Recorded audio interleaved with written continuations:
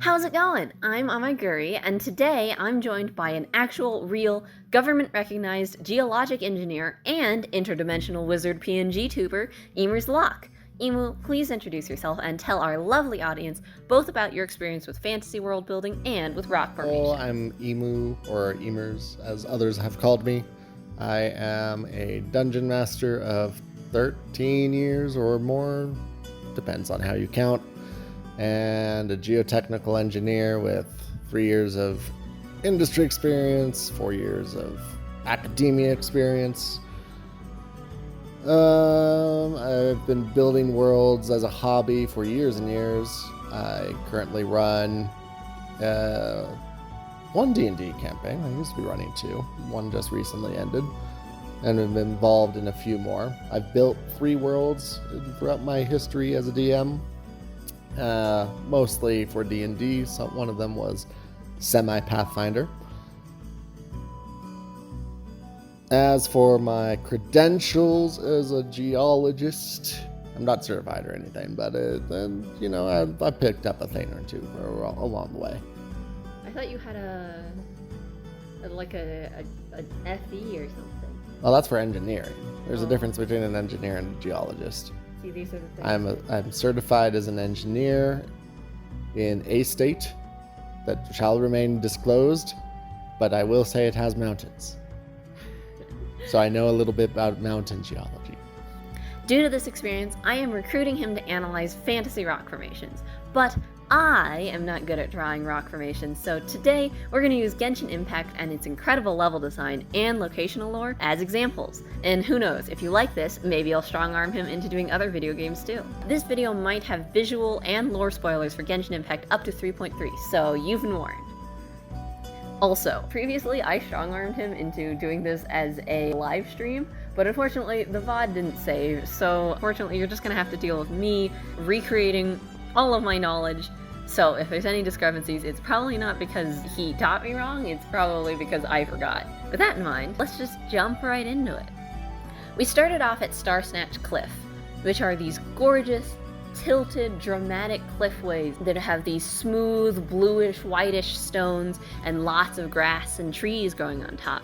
A very idyllic and meadowy sort of landscape. Snatch Cliff particularly is very tall in this region. It's very raised up there. Emers thinks that this cliff is probably made out of limestone, which is compressed sea creature skeletons that were compressed underwater, and then the limestone was eventually upheaved to above the water. And then the modern shape that we see today is dissolved by the water once more. You can tell that it probably was dissolved, and the shape of the area was probably largely affected by the underground caves and rivers. As you can see, some of the lowest points are around water, and also you can see that the water sort of appears out of nowhere, like there's not snow or glaciers causing that water, nor is there an ocean nearby. And some of these ponds and such don't have outflow, which means that they must be draining underwater. Wherever this water is moving, like the water will obviously try to take the fastest path downhill, but wherever it builds up and such, that's where you're going to get more dissolving and more like collapsing, because as water cuts through the stone, you're going to get underground caves and such and underground rivers, and so those stones are going to go down more. So just to refresh, that's skeletons compress under the ocean, all of it goes up, and then some of it dissolves back down. Nextly, upheaval creates faults, and typically upheaval will all happen in an identifiable direction, and you can also tell that upheaval happens from the stone texture. However, you can also tell that, at least in Genshin Impact, the faults aren't all in the same direction, and the dips aren't in the same direction. Typically you'll have it all be aligned. However, this might be accounted for by the fact that the wind god in Genshin Impact canonically moved mountains around and was known to be pretty mischievous, so this might very well account for why the dips are in different directions. Next, I took him to Liyue's karst. He thinks that these are also limestone and could even be the same stone as the stone from Snatch Cliff, depending on what the intended scale of Genshin Impact is supposed to be. Karsts are typically dissolved by water as well, but even more of it. The direction that water is flowing should be one direction, because it should have all dissolved from the cliffs and then moved path of least resistance towards the ocean. But as it dissolves and carves its way through the pillars and such and makes these really steep valleys, it could possibly crumble support that would cause water to dam and then flow in the other direction. So you could get water switching around. The way water is animated in Genshin Impact, however, it looks faintly like the water is always moving away from you. So video games have to cut some corners, they can't just be real life. Notably, karsts should all start at around the same height at the top, because remember, they're carved down from the top by the water. So having some of their karsts be much taller than others is extremely unlikely. What you'd have to have happen is there'd be a tower and then upheaval happens underneath that tower specifically, which just isn't very likely, but it could be.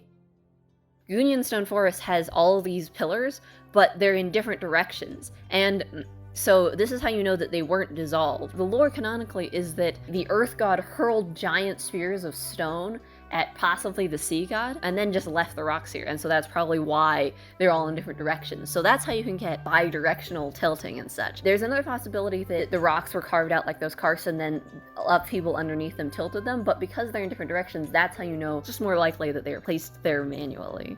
At this point, I just want to take a break to take a note on realism and its role in world building. Obviously, realism is not the be-all and end-all of world building. In fact, it can be more interesting to not be realistic, but sometimes groundedness is important to ground our emotions in the situation to make us feel like, oh, this is plausible, and give a story stakes. Geology itself in particular, though, is hard because you can't actually see underground. And even when you can't necessarily see the things that's going to explain what's on the surface. You can only see small bits of it at a time. You can't just like get X-ray vision. Also, the game devs probably did not hire a geologist. They probably just looked at good reference art. So, recommendation from Emer's himself, start with the rock formation you want and come up with a plausible explanation for it later, rather than stressing about the realism of it all. So next we moved on to Narukami Island, and based off of the direction of the rock, the way that it layers, we think that it's probably sandstone, maybe metamorphic. Like I said, notice the lines, but notably, this rock is not volcanic. Usually, island chains are volcanic. Inazuma, specifically, is based off of Japan, so it's very weird that it isn't volcanic. However, you may notice there are also floating rocks, which means that we're firmly out of the realm of realism, but we may be able to attribute this loosely to magical electromagnetism, because you don't float in these areas, just the rocks do, and they're all charged with electricity. So we could just account this being a magical area where the former Electro God sacrificed herself to protect Inazuma from demons and such. That would mean there's a lot of electro energy in the air here, and electromagnetism, floating rocks, kind of works. We do want to note here, though, that island chains, like Narukami Island and the other islands in Inazuma, are typically caused by volcanoes, like Hawaii, like Japan. But the Inazuma island chain probably is not volcanic based off of the rock formations there. That being said, they're all tilted in the same direction, and the tilt matches some of Mondstadt. So perhaps it could be caused by a fault in the ocean right around there. Even more specifically, maybe it was caused by the fight in Guiyun Stone Forest, because cracking the earth and creating big enough fault that would reach all along there would make sense for why all of the rocks are tilted in the same direction. We also wanted to briefly visit Seirai Island, just to further prove that, in case you thought that perhaps it was volcanic and this island almost looks volcanic, you can see once you get into it that it's actually from an impact into the ground, more likely, because of the way everything is tilted like that. Volcanoes wouldn't do that. It would be all melty and stuff. Next, let's talk about the chasm. The chasm, especially at the exterior, you can tell that it's not very realistic because rock does not usually spin or twist. Implausibly, lava could have drained down in a twisting pattern and then frozen, but the thing is lava is usually less dense than rock, and thus that's why it goes up. That being said, we did discover during our exploration of the chasm that the Earth God, his plunge attack, is in the same direction as the chasm. Oh, I think he goes counterclockwise. I think it's counterclockwise. And if we look up, remember that we flipped, so if we're looking up and he was moving counterclockwise on us going downwards, that's a movement like this. So left goes like that. So we're visualizing. I always... You could look at the map instead of looking at the thing. So if we're going counterclockwise, look at the direction these seems to spin in. I'm not sure this is planned or anything, but it works. Oh. Those who share Oh. memory. Yo! So maybe he did a giant plunge attack here, and that's what caused the spin. Down here inside the chasm, however, you want to note that the mining in here is extremely inefficient. The lore reason may be that the corridors keep moving, but the miners just keep digging straight, and then the corridors eventually move back to their starting positions. There's also an evil robot serpent drilling random pathways, so that's probably why the layout down here isn't that great. There's lots of OSHA violations, and there probably shouldn't be grass, but, you know, that just comes with the territory of Magic Earthland, I guess.